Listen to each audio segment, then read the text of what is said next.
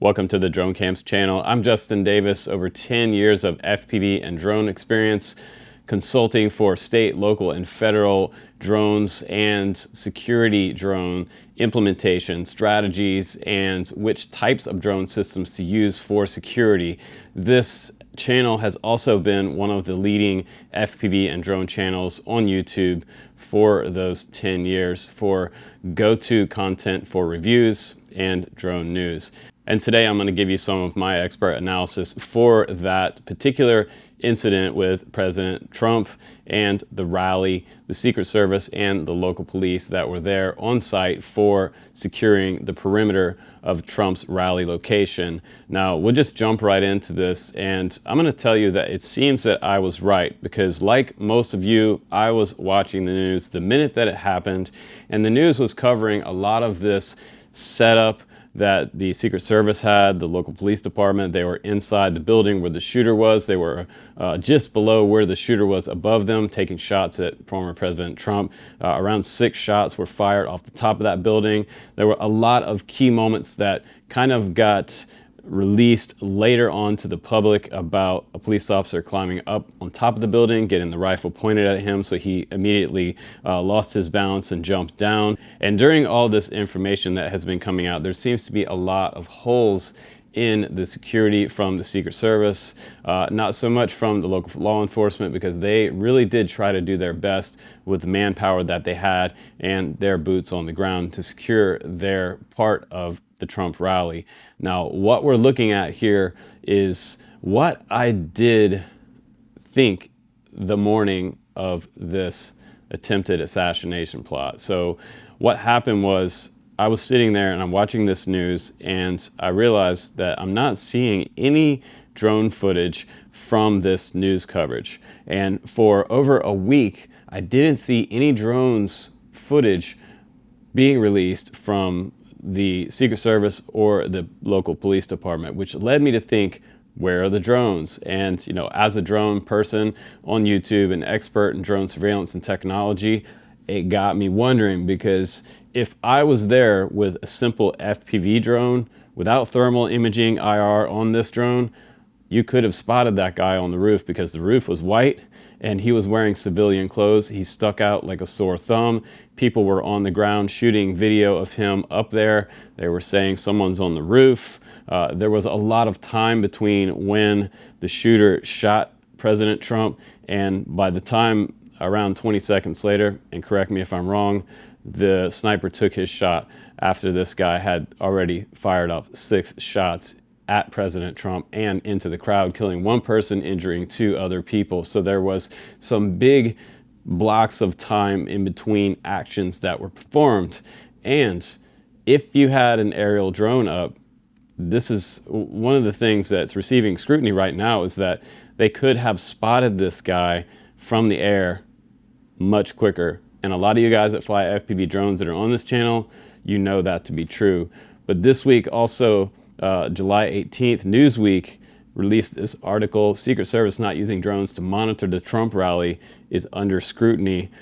Yes, absolutely. So July 13th, 20-year-old Thomas Matthew Crooks open-fired, and without scope, also another point made on the internet, that he was using iron sights, no scope whatsoever, from a pretty good distance for someone who's not trained to do this. He did have some range time, but I don't believe that he was a trained professional or, you know, set up by some other entity. I'm not kind of pulling into the conspiracy theories that are out there right now. I just think this kid was trying to do something that he was on the wrong side of his ideology. So Trump, the Republican presidential nominee, sustained an injury to his right ear and made a triumphant appearance on the Republican National Congress convention days later with a bandage over his wound. And since then, multiple investigations have been launched into the crime and how the shooter was able to get close to the former President Trump. He was spotted also on the ground, heading toward one of the buildings by someone, took video of him. We have that video as well. And it's the kind of situation where you have so many people walking around a facility, and when there's an event, some people can go unnoticed, and that happens at large concerts, for example. And as of today, also Kimberly Cheadle, I don't know if I'm pronouncing that right, the agency's director, she is also stepping down when she originally said that she will not. So that is also today's news, that she is resigning as the agency's director. Also, Texas Senator Ted Cruz said that Cheadle was asked in law enforcement briefing with senators on Wednesday why drones were not deployed to detect potential threats from elevated positions during Saturday's rally. Yeah, I'm with Ted Cruz on that one. I was also myself wondering where the drones were. Now, let's go ahead and take a look at the map together, and let me give you what I think should have been in place, my expert analysis on this map. We'll go ahead and look at where the gunman was, and I'll show you on the screen right here. You can see on this building right here, he was approximately 410 feet from President Trump. Trump was on stage right here. There was an attendee killed over in the grandstands on the left, on his right-hand side, and we had 2 Secret Service snipers on top of these 2 buildings behind President Trump. We also had some attendees injured over here on the right-hand, on Trump's left-hand side of the stage. And looking at this map, if you are a security professional for securing a perimeter on any type of political candidate rally, you want to secure your perimeter with your drones in a grid-like pattern, and you also need to have separate types of ground stations separate from one another so that you guys can communicate on comms and be able to pass this information back and forth. Should one ground station go down, you have a backup ground station in case there is some type of RF jamming occurring. So we live in 2024 now, and RF jammers are a reality. So any type of terrorist person could use an RF jammer and try to knock out some of the drone's video. And it's also good to run on different frequencies that RF jammers can't, popular RF jammers can't get to. And since there were no drones up during this event, it was very easy for the gunman to be able to be on that roof. Even though he was being filmed and reported, he was able to get up there with enough time with his rifle to take his shots.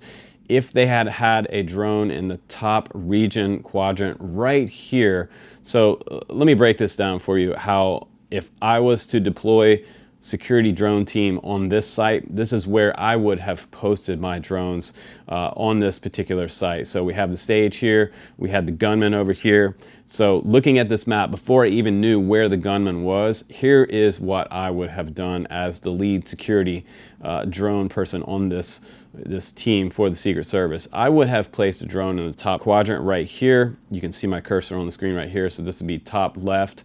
I would have one here covering this area and these buildings, but not just one on this top quadrant. I would also have another here. So we would have them in kind of a square pattern over top of the crowd. We'd have one here. We would have one here just south of both of these buildings, so that we have eyes in the sky on this whole rooftop perimeter right here. Even though these buildings are off site, they're close enough to take a shot with a rifle. So that's part of the consideration of a security team, local, state, or federal, whoever's on that drone team. So my third drone would have been over here in this quadrant down at the bottom right, to cover some of this area down here. There's also a building down here, and apparently there's a water tower off in the distance that other people are talking about. And my fourth drone would have been up here on the behind the stage, covering some of these rooftops in this direction right here. So they have a pretty wide field of view, and they can just, one drone can cover a lot of area. Each of these drones would have also had FLIR IR cameras on them to be able to detect if there are any bodies on top of these buildings other than deployed personnel that have been cleared to be in those spots on those buildings, and spotting any inconsistencies in the security deployment. With our two drones over in this quadrant right here, the drone on the very north side of this map and the drone on the south side on the left side, would have seen the gunman within moments. I could have spotted this guy, again, with a typical FPV drone, something like a DJI Avata or a Mavic Mini 3, would have taken a few minutes to find someone just kind of flying back and forth between these buildings. Now, another very interesting thing about this particular situation was the fact that he was able to deploy his drone before he went up on that roof, and he was able to kind of survey the area and figure out which was the best spot for him. And he was also spotted with a rangefinder, which if someone came to my event and I was security director and they came anywhere near or close to my event, it's a known fact that rangefinders are used in sniper and hunting situations. So any person that showed up with a rangefinder would be immediately detained. In my opinion, if they would have seen him with his drone, detected that drone before the fact, they could have detained him for improper use of a drone in a TFR situation. And aside from having our drones up securing the perimeter for the Secret Service and the local law enforcement agencies, we would have also had counter drone technology up to avoid any types of drones from entering the airspace around the rally or even close to the bordering perimeter of the rally. And any person flying a drone should be immediately detained or arrested. It's also known news that he was able to use a rangefinder to be able to judge the distance between where he was going to shoot from the building to President Trump's location, and that he was also spotted with that rangefinder. Now, anyone who shoots a rifle knows that rangefinders are critical for determining distance and trajectories. If you see a person with a rangefinder at a political rally, that's probably a person of interest that you want to detain immediately and not let this person go. You had one senator who asked, were there drones, yes or no? Cruz said on The Verdict, his podcast, and the answer from the head of the Secret Service was that we determined that the risk from the rooftop was mitigated by counter snipers. And that means that she didn't answer the question, yes or no, were there drones on the rooftop. Cruz criticized Cheadle for not acknowledging during the call that there should have been drones in use. He also questioned how advanced Secret Service team that scoped out the scene ahead of the event to identify potential areas of concern did not realize that the rooftop where the gunman opened fire was sloped, meaning counter snipers would not be able to see everywhere on that particular rooftop. I'm pretty sure the roof didn't slant itself between when they advanced the scene and when it occurred, he said. In other words, they could have figured out if your, quote, mitigation is counter snipers and they don't have a direct line of sight to a place that a sniper could be, then you don't have an effective mitigation. And she addressed none of that. She was also quoted as saying that she will not step down, but as of today, the most current news is the fact that she has resigned from her director position, and she's likely to face further questions about why drones were not deployed at the rally. House Speaker Mike Johnson said that he asked Homeland Security Secretary Alejandro Mayorkas about drones in a call after the shooting. It's standard practice now for drones to be in the air over an event like this, Johnson said in a recent interview, adding, we are now compiling a longer list of very serious, important questions that must be answered immediately. Another interesting fact is that the Federal Aviation Administration has confirmed that the Secret Service did not request a special government interest waiver to fly drones over Trump's event. And further, the FAA did not issue any SGI waivers prior to last Saturday in Butler, Pennsylvania. An FAA spokesperson told Newsweek, on scene, law enforcement could have been operating drones under their individual agency authorizations. Secret Service spokesperson Anthony G. told Newsweek that the agency cannot comment on matters related to ongoing investigations at this time. But he did add, we are of course committed to working with the appropriate and relevant investigations of what happened on July 13th, including with Congress, the Inspector General, both the internal and independent reviewers. And since all this has happened, the Department of Homeland Security Inspector General also launched an investigation into the Secret Service's handling of the shooting. So we will have to see where the details emerge on this particular investigation over the coming months. You'll see a lot of new stuff coming to light, but in my opinion, there should have been multiple drones on site at the event, securing all angles of the grid for the rally. Ultimate security from the air. You need to have boots on the ground and drones in the air. It's very common practice with law enforcement nowadays. Stay tuned on the channel, and if you want to have more opinions, reviews, and drone news, please do subscribe and click the notification bell for when new videos come out. And oh yeah, click like as well, because drone videos are now suppressed by the YouTube algorithm as well as firearm videos. So if you like drones, click the like button and stay tuned for the next news coming up on the channel. I do appreciate you and watching today's very, very interesting news concerning President Trump's rally. Fly safe, and I will see you on the next one.